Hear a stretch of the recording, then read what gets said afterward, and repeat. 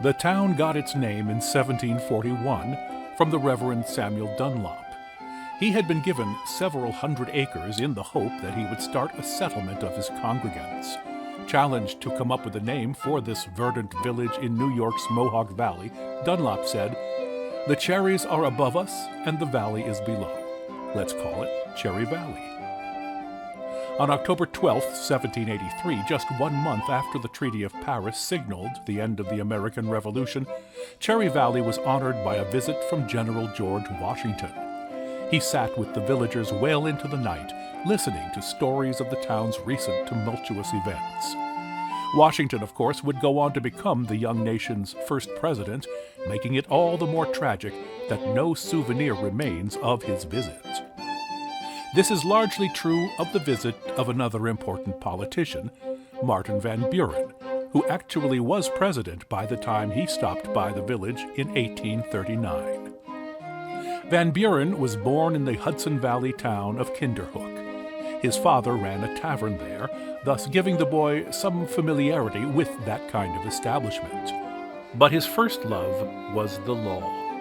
He was admitted to the bar in 1803 when he was 21 and made enough of a name for himself to win election to the New York State Senate in 1812. Meanwhile, Cherry Valley continued to grow and prosper. Commerce in the area was a slow and tedious affair hampered by forbidding paths and dangerous waterways, but when turnpikes were constructed in the area to speed trade and travel, Cherry Valley became a popular stopping place. By 1815, there were over a dozen taverns in the town to serve the thirsty travelers. One of those village stopping places was the Story Tavern, one of the few that still survives. Its original portion was built as the 1800s approached. The front part was added by a local brewer, John Story, in 1812. As well as being a busy turnpike stop, it was the site of lodge meetings, court proceedings, and performances by traveling entertainers. Even with so much competition from the other watering holes in town, it was the natural stopping place for the visiting president. Van Buren's Meet the Constituents tour of upstate New York took place in September 1839, and it was part of his campaign to return himself to political favor. 2 years earlier, just as he stepped into the White House, the nation's economy took a nosedive. The Panic of 1837 would hang over the country for the next 7 years and was one of several topics that came up during the presidential election of 1840. This one pitted Van Buren against William Henry Harrison, known as Old Tippecanoe, because of a savage battle Harrison had waged against Native Americans near Indiana's Tippecanoe River. Harrison's supporters tried to paint Van Buren as a vain fellow too caught up in his own pursuit of comfort to fix the economic depression, and they did this in cartoons and pamphlets and, especially, songs like this one. You can't make a song to Van Buren because his long name will not do.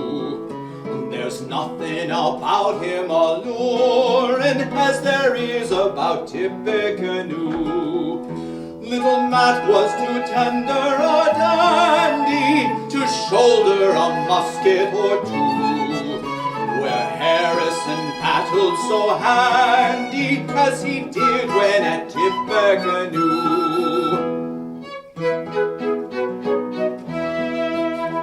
But snug in his pretty silk stockings and dressed in his broadcloth all new, he roasted his shins in a parlor, not fighting like Tippecanoe.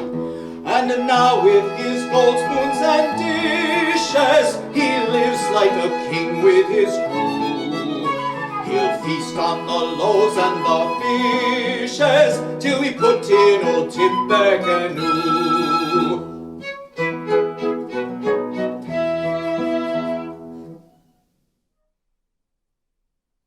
Of course, that wasn't the only entertainment you'd enjoy at a place like the Story Tavern.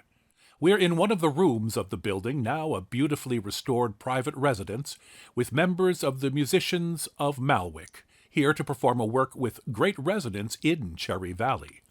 Composer and teacher Jonathan Fowler not only was himself an institution in this town in the mid-19th century, he also was associate principal at another institution, the Cherry Valley Female Academy.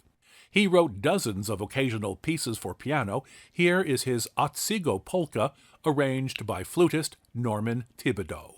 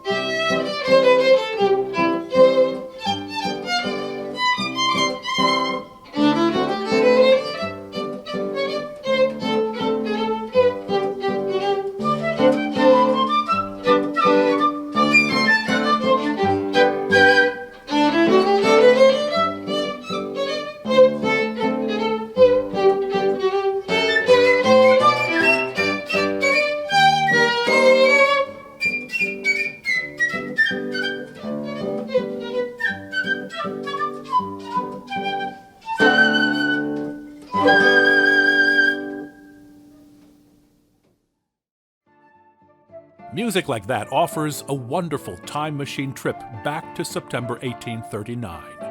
Imagine the excitement that surrounded the impending visit by the nation's 8th president.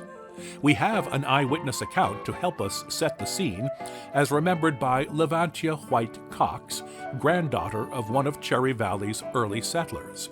She offered this reminiscence in 1898. I was a young girl, about 14 at the time. In the evening, there was a reception at the old Story Tavern, and the people from the neighborhood all came to see him and were highly pleased. One man, perhaps a little overcome with something more potent than patriotism, called him Matty. It was what would be called in these times a grand ovation.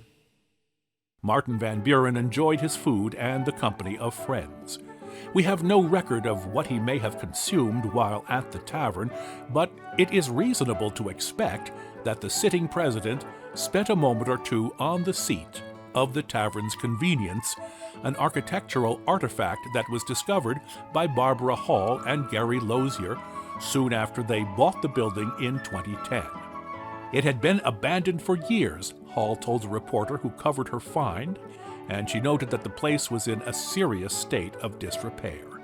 The two outhouses that survived in the rear were in such bad shape that they had to be torn down, but she saved the seats. They're pine, she said, and in good condition. There's a lot of history in them. We finish our tribute then to Martin Van Buren's legacy at Cherry Valley's Story Tavern with verses specially written to the tune of that old campaign song.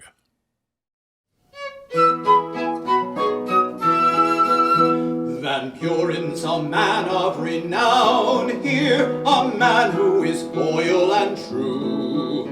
The president came to our town here to meet an admiring crew. He said he was throwing a party at Story, a tavern we knew. A place where the dinners are hearty and where you can skip to the loo.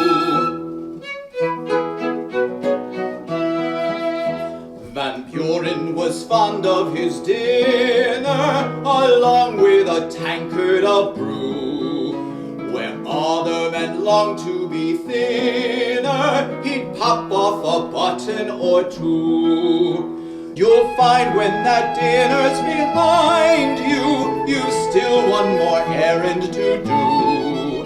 As your body will gently remind you, it's time to go skip to the loo.